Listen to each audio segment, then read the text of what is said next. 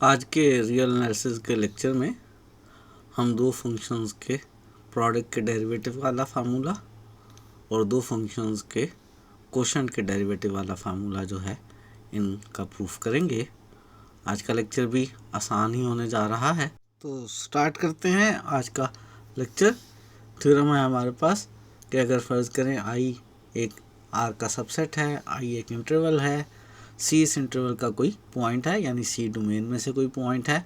हमारे पास दो फंक्शंस हैं एफ और जी, दोनों आई से आर के ऊपर डिफाइन किए गए हैं और दोनों का डेरिवेटिव एग्जिस्ट कर रहा है पॉइंट सी के ऊपर। तब हमने दो रिजल्ट्स प्रूफ करने हैं। पहला रिजल्ट हमने ये प्रूफ करना है कि फंक्शन एफ जी यानी प्रोडक्ट वाला जो फंक्शन है वो डिफरेंशिएबल है एट सी पर। अगर एफ और जी के डेरिवेटिव सी पर एग्जिस्ट कर रहे हैं तो इनके प्रोडक्ट से बनने वाले फंक्शन का डेरिवेटिव भी सी पर एग्जिस्ट कर रहा है, और इस प्रोडक्ट वाले फंक्शन का जो डेरिवेटिव है एफ इंटू जी का जो डेरिवेटिव है वो होगा एफ का डेरिवेटिव साथ में जी as it is plus F as it is और जी का डेरिवेटिव। ये वही प्रोडक्ट रूल है जो हम इस्तेमाल करते रहते हैं कि u इंटू वी का डेरिवेटिव इक्वल होता है u का derivative into V plus U और v का डेरिवेटिव। तो इस रूल का आज हम प्रूफ करेंगे और दूसरे हम कोशेंट रूल का प्रूफ करेंगे। अगर फंक्शन g जो है जो डिनोमिनेटर में लेने लगे हैं वो नॉन ज़ीरो हो तो फिर कोशेंट से बनने वाला फंक्शन एफ ओवर जी जो है ये भी सी पर डिफरेंशिएबल होगा, इसका सी पर डेरिवेटिव एग्जिस्ट करेगा। अगर जो कोशेंट में फंक्शन ले रहे हैं एफ ओवर जी में, कोशेंट में फंक्शन जी जो है अगर ये सी पर नॉन ज़ीरो हो और सी पर हम डेरिवेटिव की बात कर रहे हों तो ये कोशेंट वाला फंक्शन भी डिफरेंशिएबल होगा, और इस कोशेंट वाले फंक्शन का जो डेरिवेटिव होगा ऊपर पहले एफ का डेरिवेटिव लेंगे, ऊपर वाले फंक्शन का डेरिवेटिव साथ में नीचे वाला फंक्शन माइनस ऊपर वाला फंक्शन एफ और नीचे वाले फंक्शन जी का डेरिवेटिव और नीचे जी का स्क्वायर। ये रूल भी हम अक्सर इस्तेमाल करते रहे हैं। यू ओवर वी के तरीके से हमने इसे याद किया हुआ है कि यू का derivative into V minus U, V का डेरिवेटिव ओवर वी का स्क्वायर। तो इसका भी आज हम प्रूफ करेंगे। हमें थ्योरम में गिवन ये है कि हमारे पास जो फंक्शन एफ और जी हैं वो इंटरवल आई पर डिफाइन है और इन दोनों का इंटरवल आई के एक पॉइंट सी के ऊपर डेरिवेटिव एग्जिस्ट कर रहा है। इनका प्रोडक्ट लेकर हमने एक फंक्शन बनाया है, उसका डेरिवेटिव हमने शो करना है कि एग्जिस्ट करता है और उसके डेरिवेटिव का फार्मूला ये है, और इनका कोशेंट लेकर हमने फंक्शन बनाया है इस रिस्ट्रिक्शन के साथ कि जो नीचे वाला फंक्शन है जिस नंबर पर डेरिवेटिव कैलकुलेट कर रहे हैं सी वो उस पर नॉन ज़ीरो हो। तो फिर इस कोशेंट वाले फंक्शन के डेरिवेटिव का फार्मूला हमने ये लिखा है, इसको प्रूफ करना है। प्रूफ स्टार्ट करने से पहले कुछ चीज़ें रिवाइज कर लेते हैं। अगर फंक्शन इंटरवल आई से आर पे डिफाइन हो और सी कोई डोमेन का पॉइंट हो और इस डोमेन के पॉइंट सी के ऊपर फंक्शन का डेरिवेटिव एग्जिस्ट करता हो तो अब फंक्शन कंटिन्यूस हुआ करता है पॉइंट सी के ऊपर। जब फंक्शन किसी पॉइंट पे डिफरेंशिएबल हो तो वो फंक्शन उस पॉइंट पे कंटिन्यूस हुआ करता है, और कंटिन्यूस होने का मतलब है कि सी के ऊपर फंक्शन की लिमिट और वैल्यू दोनों सेम आई। सी फंक्शन की डोमेन का एक लिमिट पॉइंट है, सी आई में से मौजूद है, इंटरवल के सारे पॉइंट जो होते हैं वो उसके लिमिट पॉइंट्स होते हैं। अगर फंक्शन का डेरिवेटिव एग्जिस्ट कर रहा है, डेरिवेटिव लिमिट पॉइंट्स पर ही चेक किया करते हैं, तो फंक्शन इस लिमिट पॉइंट पे कंटिन्यूस भी होगा, और कंटिन्यूस होने का मतलब है इस लिमिट पॉइंट पे फंक्शन की लिमिट और फंक्शन की वैल्यू सेम होंगे। एक और बात याद कर लेते हैं कि फंक्शन के डेरिवेटिव का सी पे फार्मूला क्या होता है। फंक्शन एफ का सी के ऊपर डेरिवेटिव जो है वो इक्वल हुआ करता है limit x approaches to c of the quotient f of x minus F of c over x minus c. अगर ये लिमिट एग्जिस्ट करे तो हम इसको फंक्शन का डेरिवेटिव कहते हैं, और अगर कह दिया जाए कि फंक्शन का डेरिवेटिव एग्जिस्ट कर रहा है तो उसका मतलब वो एफ डैश सी इसके इक्वल है और ये वाली लिमिट एग्जिस्ट कर रही है। और एक और बात रिवाइज कर लेते हैं कि अगर दो फंक्शंस की लिमिट्स मौजूद हों, फंक्शन एफ की लिमिट भी मौजूद हो, फंक्शन जी की लिमिट भी मौजूद हो और जी की लिमिट जो है वो नॉन ज़ीरो हो, तो फिर इनके कोशेंट की लिमिट को आप अलग अलग कर सकते हैं। एफ ओवर जी की लिमिट को आप एफ की लिमिट ओवर जी की लिमिट लिख सकते हैं अगर नीचे वाले फंक्शन की लिमिट नॉन ज़ीरो। और इसी तरह से हमारे पास प्रोडक्ट के लिए भी फार्मूला है कि अगर दो फंक्शंस की लिमिट्स मौजूद हों तो उनके प्रोडक्ट की लिमिट को आप अलग अलग कर सकते हैं। ये वो सारी बातें हैं, ये वो सारे थ्योरम्स हैं जो हमने पहले प्रूफ किए हुए हैं और हमने आज के रिजल्ट प्रूफ में इनका इस्तेमाल करना है। प्रूफ स्टार्ट करते हैं। पार्ट ए के प्रूफ को करने से पहले ज़रा जो बातें हमें गिवन है हम उनका इस्तेमाल कर लेते हैं। हमें गिवन यह है कि फंक्शन एफ और जी जो है वो दोनों सी पर डिफरेंशिएबल है। तो इसका मतलब है कि सी के ऊपर एफ का जो डेरिवेटिव है एफ डैश सी वो इक्वल है limit x approaches to c f of x minus F of c over x minus c के, और ये चीज़ एग्जिस्ट कर रही है। इसी तरह से अगर जी का डेरिवेटिव एग्जिस्ट कर रहा है तो इसका मतलब है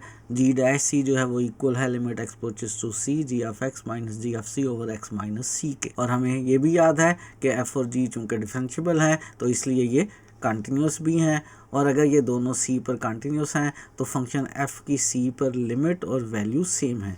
इस तरह से फंक्शन जी की सी पर लिमिट और वैल्यू दोनों सेम है। ये बातें हमें गिवन है, हमने इनको लिख लिया है। अब हम प्रोडक्ट के डेरिवेटिव को प्रूफ करना चाहते हैं तो एफ इंटू जी के प्रोडक्ट के डेरिवेटिव को बाय डेफिनेशन लिखते हैं। जैसे एफ डैश सी इक्वल हुआ करता है limit x approaches to c f of x minus F of c over x minus c के, तो एफ जी का जो डेरिवेटिव है वो इक्वल होगा f ji of x minus f ji of c over x minus c, और इस सारे की limit x approaches to c. ये लिमिट हमने सॉल्व करनी है और इसको प्रूव ये करना है कि ये एफ का derivative at c into ji of c plus f of सी और जी बी का सी पे डेरिवेटिव, ये रिजल्ट हम बनाना चाहते हैं। इस रिजल्ट को बनाने के लिए पहले तो ये प्रोडक्ट को अप्लाई करते हैं, और हमें मालूम है कि F ji of X equal हुआ करता है F of x ji of X के। एफ जी ऑफ एक्स को हम F of x ji of x लिख सकते हैं, इस तरह से एफ जी ऑफ सी को हम F of C ji of c लिख सकते हैं।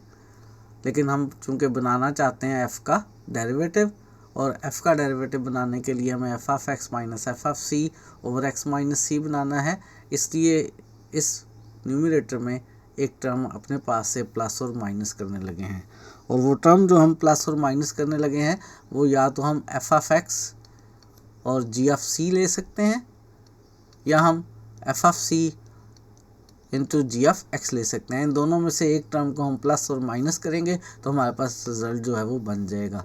यहाँ पे हम अपने पास से एफ ऑफ सी और जी ऑफ एक्स को माइनस भी कर रहे हैं और F of C ji of x को प्लस भी कर रहे हैं। ये एफ जी ऑफ सी जो है ये बन जाएगा f of C ji of c के, और डिनोमिनेटर में सारे के एक्स माइनस सी है, और हम बनाना चाहते हैं f dash c into ji of c plus f of सी और जी डैश सी के। हम यहाँ पे पहले बनाना चाहते हैं एफ डैश सी। ये जो पहली दो टर्म्स हैं हमारे पास, इन दोनों में अगर हम एफ डैश सी बनाना चाहते हैं तो f of x minus F of c over x minus c बनना चाहिए। F of x minus F of c over x minus c बन सकता है अगर इनमें से जी ऑफ एक्स को कॉमन ले लें। इस तरह ये जो दूसरी दो टर्म्स हैं इन दोनों में से हम कॉमन ले सकते हैं, क्या भला, इन दोनों में से हम एफ ऑफ सी को कॉमन ले सकते हैं। F of c second term में चाहिए भी, और बाकी g of x minus g of c over x minus c बना सकते हैं, जो कि डेफिनेशन के मुताबिक जी डैश सी के इक्वल होगा। तो हम ऐसा कर रहे हैं कि हम इसके दो टर्म्स बना रहे हैं। एक दफ़ा पहली दो टर्म्स के नीचे F of x ji of x minus F of C ji of X के नीचे एक्स माइनस सी को लिख रहे हैं, और एक दफ़ा दूसरी दो टर्म्स के नीचे एक्स माइनस सी को लिख रहे हैं। ऐसा हम कर सकते हैं क्योंकि हमने सीखा हुआ है कि a plus b over c हो तो हम इसको a over c plus b over c कर सकते हैं। तो इस प्रॉपर्टी का इस्तेमाल करते हुए हमने पहली दो टर्म्स के नीचे एक्स माइनस सी लिख लिया, प्लस दूसरी दो टर्म्स के नीचे एक्स माइनस सी लिख लिया। अब क्या किया जाए? अब किया ये जाए कि पहली दो टर्म्स में से कॉमन ले लिया जाए। पहली दो टर्म्स में से क्या कॉमन ले लिया जाए? जी ऑफ एक्स को कॉमन ले लिया जाए। जी ऑफ एक्स को कॉमन लेने के बाद ऊपर आ जाएगा हमारे पास f of x minus F of सी, और एक्स माइनस सी को इस दूसरे फैक्टर के नीचे लिख लिया जाए। इसी तरह से इस सेकंड टर्म में से एफ ऑफ सी को कॉमन ले लिया जाए। एफ ऑफ सी को कॉमन लेने के बाद बाकी जो रह जाएगा g of x minus g of c, उसके नीचे एक्स माइनस सी को लिख लिया जाए। प्रोडक्ट के अंदर और सम के अंदर लिमिट्स को हम अलग अलग कर सकते हैं, तो हम ऐसा करते हैं कि हर फंक्शन की लिमिट को अलग अलग कर लेते हैं। Limit x approaches to c ji of x की अलग कर ली, इस f of x minus F of c over x minus c की लिमिट अलग कर ली। क्यों कर सकते हैं अलग?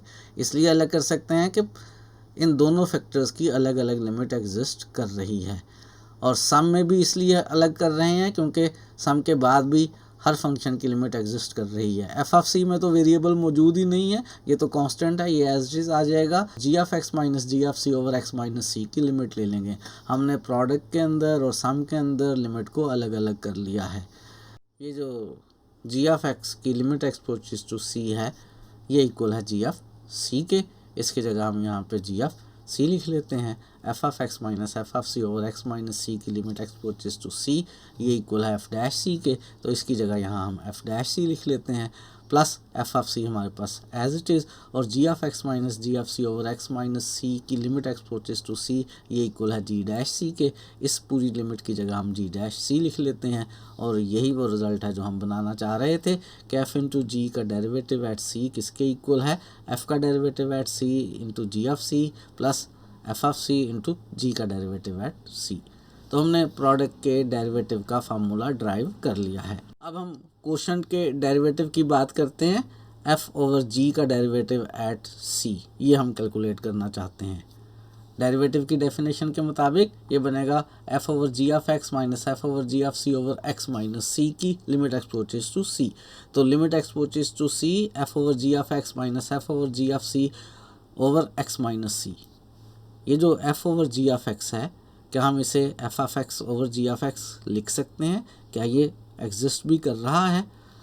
F over ji of c को हम F of c over ji of c लिख सकते हैं, इसमें तो कोई मसला नहीं है, क्योंकि हमें गिवन ये है कि जी ऑफ सी जो है वो नॉन ज़ीरो नंबर है। लेकिन क्या जी ऑफ एक्स भी नॉन ज़ीरो है? हमारे पास एक थ्योरम है, जो थ्योरम ये गारंटी करता है कि अगर किसी पॉइंट के ऊपर एक्स सी को अप्रोच कर रहा हो और जी ऑफ सी नॉन ज़ीरो हो, तो फिर सी के करीब वाले एक्स के लिए जी ऑफ एक्स भी नॉन ज़ीरो होता है। ये रिज़ल्ट हमारे पास मौजूद है कि अगर किसी पॉइंट सी के ऊपर, जो कि लिमिट पॉइंट हो, फंक्शन की वैल्यू नॉन ज़ीरो हो, तो उसके करीब वाले पॉइंट्स एक्स के लिए भी उस फंक्शन की वैल्यू नॉन ज़ीरो होगी। तो F over ji of x को हम F of x over ji of x लिख लेते हैं, क्योंकि हमें मालूम है कि F over ji of x F of x over ji of X के इक्वल हुआ करता है, और ऐसा लिख सकते हैं इसलिए भी क्योंकि जी ऑफ एक्स हमारे पास नॉन ज़ीरो है। F over ji of c को हम F of c over ji of c लिख लेते हैं, और नीचे वाला हमारे पास x minus c as it is. हमने इसको कोशिश करके डेरिवेटिव का वो रिज़ल्ट बनाना है जो हमें उसने बनाने के लिए कहा है। थोड़ी सी सिंप्लीफिकेशन करते हैं। जी ऑफ एक्स और जी ऑफ सी एलसीएम ले लेते हैं। जी ऑफ एक्स जी ऑफ सी जो हम एलसीएम लेंगे वो हमारे पास नीचे आ जाएगा, नीचे एक्स माइनस सी पहले से मौजूद है। ये जो जी ऑफ एक्स सी एलसीएम लिया है, जब एफ एक्स ओवर जी एक्स में से डिनोमिनेटर वाले जी एक्स से इस एलसीएम जी एक्स जी सी को डिवाइड करेंगे तो जी एक्स कैंसिल हो जाएगा, जी सी आ जाएगा, जो एफ ऑफ एक्स के साथ मल्टीप्लाई हो जाएगा f of x into ji of सी।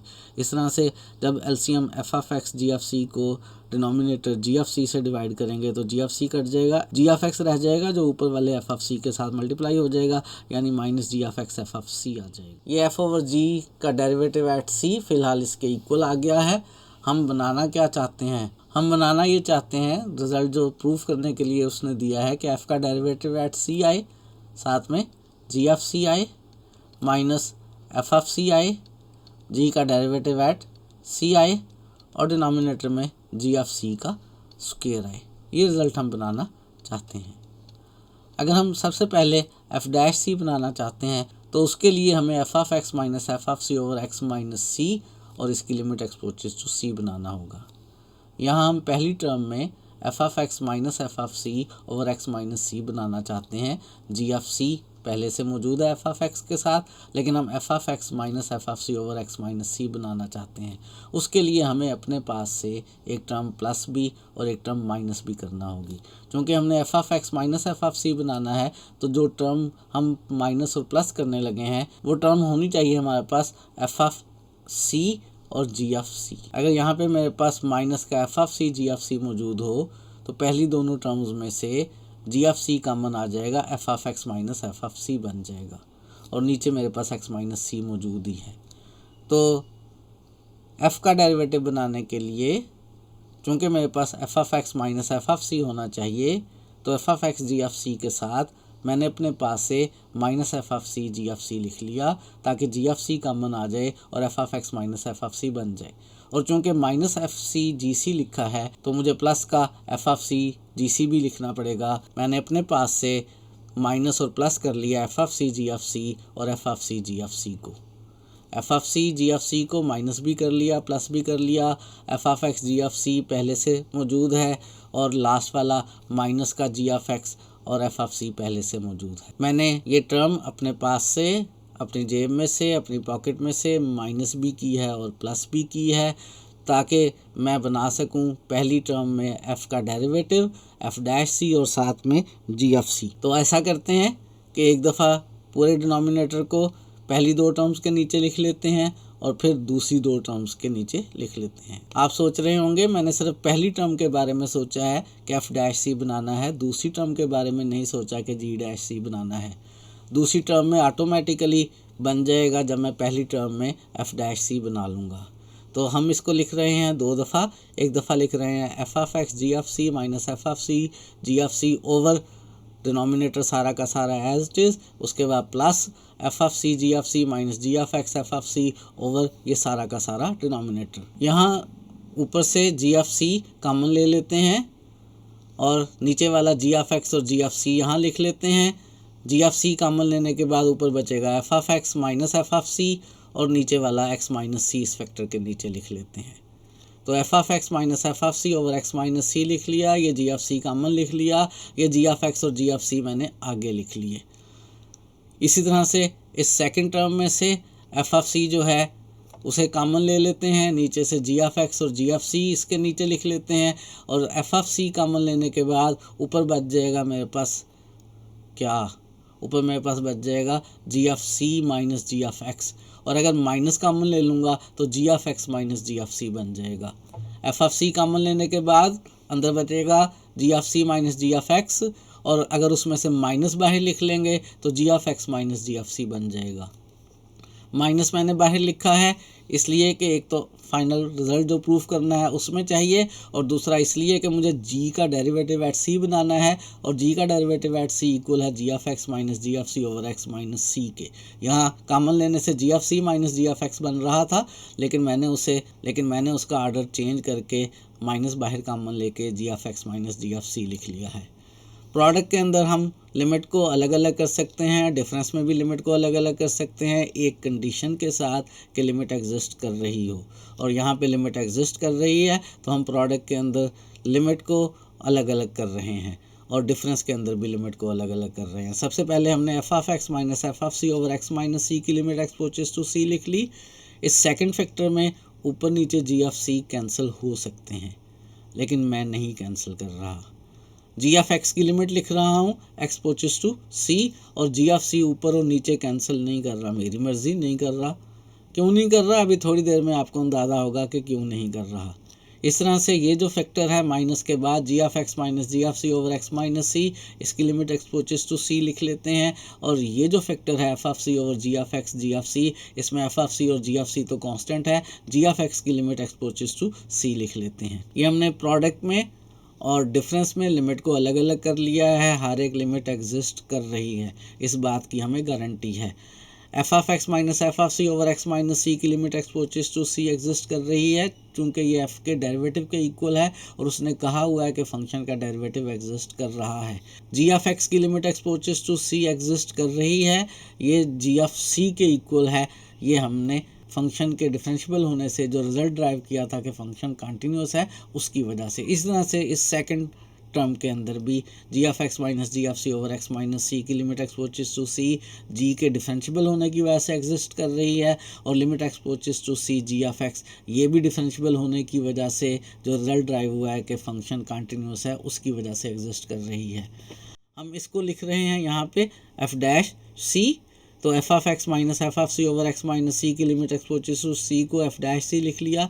यहाँ limit x approaches to c g(x) की अप्लाई की तो g(c) हो गया, ऊपर g(c) नीचे g(c), और ये limit x approaches to c g(x) g(c) के इक्वल आ गया। इस तरह से यहाँ पे ये जो है ये हमारे पास g'(c) के इक्वल बन गया। यहाँ पे x approaches to c g(x) की लिमिट हल की जो कि g(c) के इक्वल है, तो f(c) over g(c) into g(c) बन गया। ये नीचे g(c) का स्क्वायर बन जाएगा, ये नीचे g(c) का स्क्वायर बन जाएगा, और जो आंसर बनाना था उसमें नीचे g(c) का स्क्वायर चाहिए था। g(c) का स्क्वायर एलसीएम ले लेंगे। यहाँ से आपको ये भी अंदाज़ा हो गया कि मैंने g(c) को क्यों कैंसिल आउट नहीं किया था, क्योंकि मैं डिनोमिनेटर में g(c) का स्क्वायर बनाना चाह रहा था। तो g(c) का स्क्वायर एलसीएम ले लिया, g(c) का स्क्वायर एलसीएम लिया तो ऊपर पहली टर्म f'(c) इंटू g(c) बची, माइनस सेकेंड टर्म जो है वो हमारे पास f(c) और g'(c) बची, और यही रिजल्ट हम ड्राइव करना चाह रहे थे। हमने फंक्शन f ओवर g के डेरिवेटिव का फार्मूला प्रूफ किया है और पार्ट 1 में हमने f इंटू जी के डेरिवेटिव का फार्मूला प्रूफ किया है। आज के लिए इतना ही रखते हैं, मज़ीद चीज़ें सीखेंगे आने वाले दिनों में।